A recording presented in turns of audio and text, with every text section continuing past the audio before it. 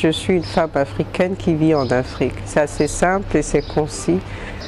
Mon parcours, je ne sais pas, j'ai fait des études d'administration bancaire, ensuite des études de management culturel.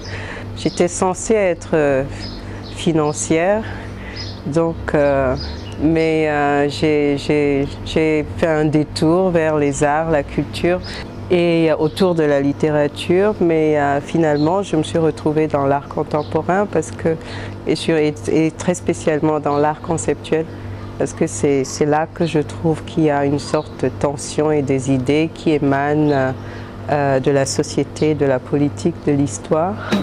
J'ai grandi quand même dans un environnement où on avait encore ce désir du Sénégal. Le Sénégal était comme un phare pour beaucoup d'Africains. Senghor avait donné un tel rayonnement et une telle réputation à ce pays, une liberté d'expression.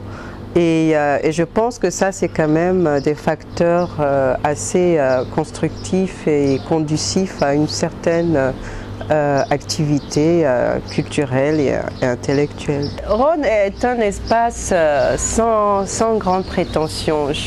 C'est pour ça que je tiens énormément à ce qu'on dise pas que c'est une galerie, c'est pas une galerie, c'est un centre d'art, c'est un centre de ressources spécialisé en art contemporain.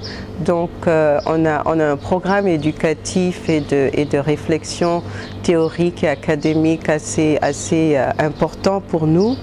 On a un centre de ressources avec une multitude d'ouvrages et de matériel didactif et d'éducation autour de la pratique artistique contemporaine, pas seulement africaine, mais internationale. Un autre élément de ROS, c'est l'espace d'exposition, où on présente différentes expositions en solo et en collectif.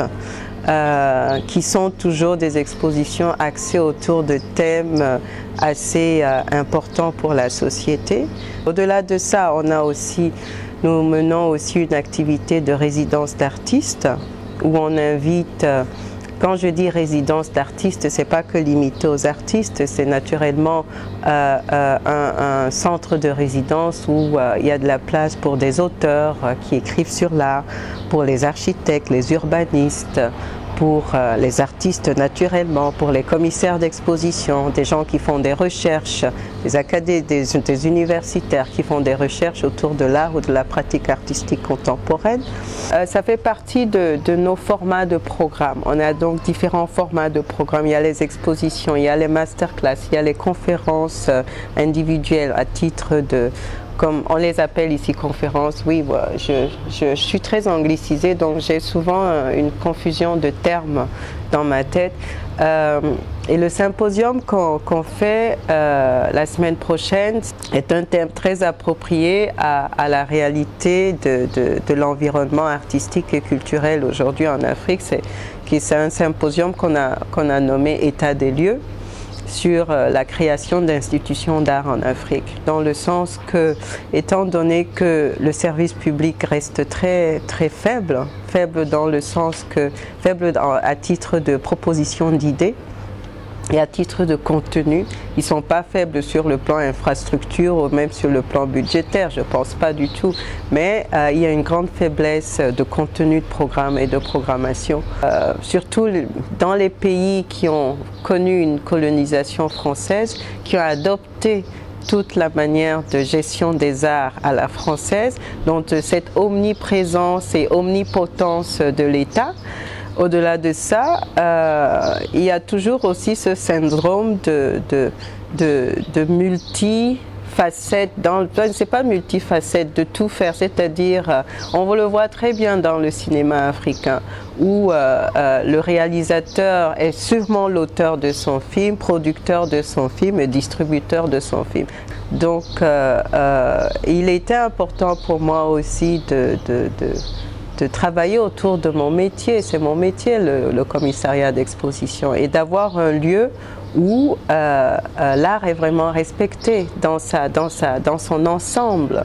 L'art n'est pas que une décoration, c'est pas quelque chose c'est pas la cinquième roue d'un carrosse. C'est quelque chose de fondamental qui nous construit, qui construit nos sociétés et qui apporte une sorte de stabilité, de réflexion et aussi une sorte de fierté à ceux qui le font et à ceux qui en bénéficient. Et on dit toujours l'État, l'État. Nous sommes tous l'État, mais quelque part la structuration d'une société ou d'un environnement se fait quand même aussi par les pouvoirs publics. Mais quand on a des pouvoirs publics faibles et qui sont myopes dans leur vision, on est quand même coincé quelque part, et donc il faut une sorte d'activisme et d'auto-activation qui génère des réflexions et des actions pour contrer ça.